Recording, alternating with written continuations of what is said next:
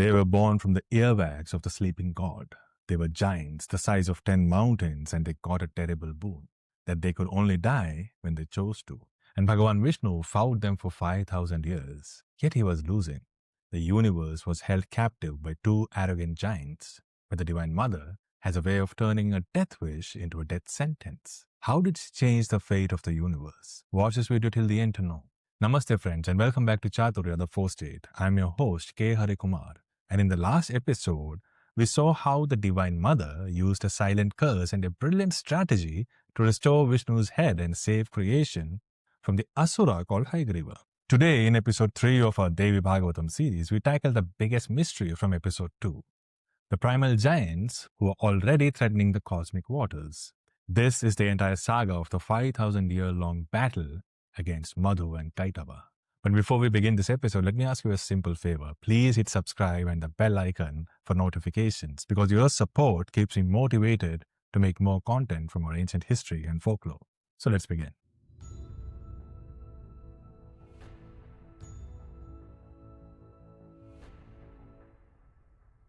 Long, long ago, after the Mahapralaya, when the three lokas and the entire universe had dissolved in water, Bhagawan Vishnu was lying asleep upon Ananta.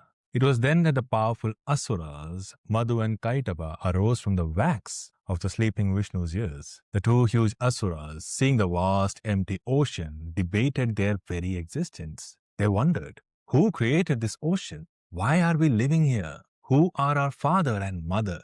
When they could not conclude, Kaitabha spoke with sudden insight. "O brother, the great immovable force that makes us rest in this water must be the cause of all.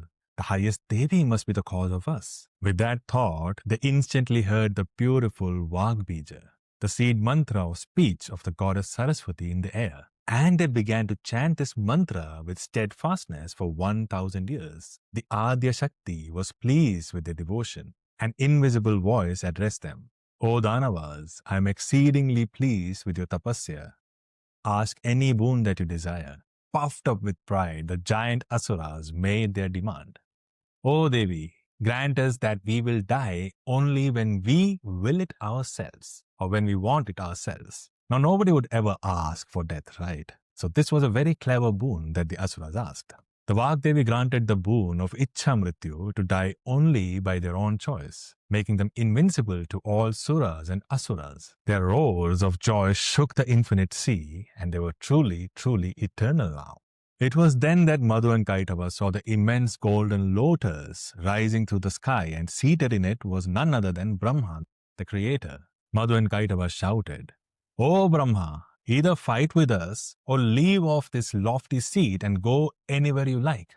For this seat should be enjoyed by the mighty heroes like us." Brahma was terrified by the two mountain-sized giants, and he began to think anxiously, what should I do? And seeing no other resort, he plunged down the lotus stalk to rouse Narayana, who was resting below. But Narayana was plunged in Yoga Nidra, the deep trance-like sleep that is the very power of the Devi. Brahma had only one option. He worshipped the Adishakti feverishly, begging the mother to withdraw her power of sleep from Vishnu. The Devi, in her inert form, slowly withdrew from Vishnu, leaving his eyes, mouth, nose, heart, and finally his whole body. Only then did the blue god stir.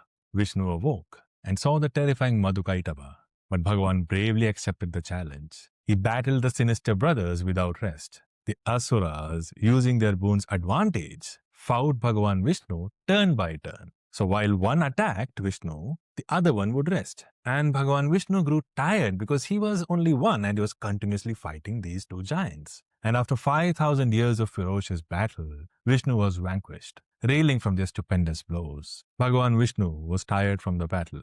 He saw that Madhu and Kaitabha were treading water easily because they were brought up in the water. Their invincibility was a painful mockery of his own efforts. Vishnu realized how vain his straight fight had been against a boon of Ichha Mrityu. And exhausted, he folded his hands and worshipped Devi Bhagavati feverishly, admitting, "O mother, I am exhausted, and these Danavas who have your boon are ready to kill me. I am helpless, Devi. Save me." Then he heard a voice from beyond the sky. It was a Devi, Adi Parashakti. She spoke to him. "Fight again without fear, O Hari. I will seduce the asuras with a look from my eyes, and then you can kill them. After hearing this assurance, Bhagawan Vishnu returned to the fight. And then the Mahadevi, she manifested herself as a beautiful female figure in front of the asuras. Her beauty shot shafts of unfamiliar lust into the arrogant giants. They were totally enchanted, gazing at the Devi like men in a salacious dream, completely distracted from the war. Seeing his chance, Vishnu spoke. "O great warriors, I am so pleased with the fight you gave me for the last 5,000 years that I will grant you any boon. Only ask me, Madhu and Kaitabha." Now, since they were standing before the alluring Devi, the arrogant asuras wanted only to impress her. So they replied very proudly to Vishnu, "Who are you to grant us a boon, O Vishnu? You ask us for a boon, because we are much more stronger than you, and we shall grant it in our munificence." And this was the moment that Vishnu had been waiting for. He said, "O Madhu and Kaitabha, you are right. You are so much stronger than me. And now that you are pleased with me, give me a boon. O Asuras, grant me a boon that I can kill you both." The Asuras, who were still trying to impress the Devi, they agreed to the boon. And that was it. The Devi instantly vanished. The Asuras realized that they had been tricked. They hung their heads. But then Madhu looked around. It was only water and no land. So he had one final idea based on their boon, because they had Ichamrityu, right?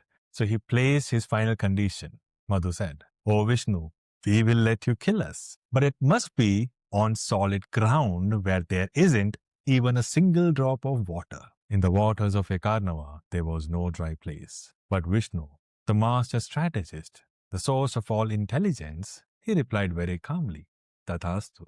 Madhu and Kaitabha were very confident that Vishnu would not be able to kill them. But then Vishnu started expanding his own thighs, making them as vast as the continents. A bright, dry thigh of Vishnu floating upon the sea of Ekarnava.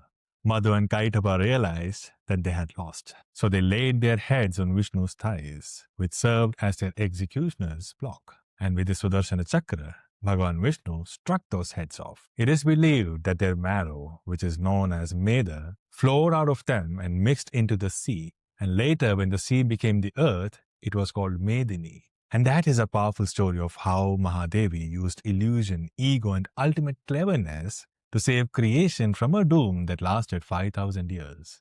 This is a lesson that the greatest battles are won not with brute strength and weapons, but with cleverness and divine intervention. So if this journey into the cosmic story from Devi Bhagavatam has captivated you, power up the channel by smashing that like button and sharing this video with your friends. Because in the next episode, we journey back to the Puranic source of the lunar dynasty and the shocking tale of a king who was once cursed to become a queen. If you know the name of the moon god in Hindu Puranas, please tell me in the comments. And until then, seek the divine in every paradox. Namaste. May the Devi be with you.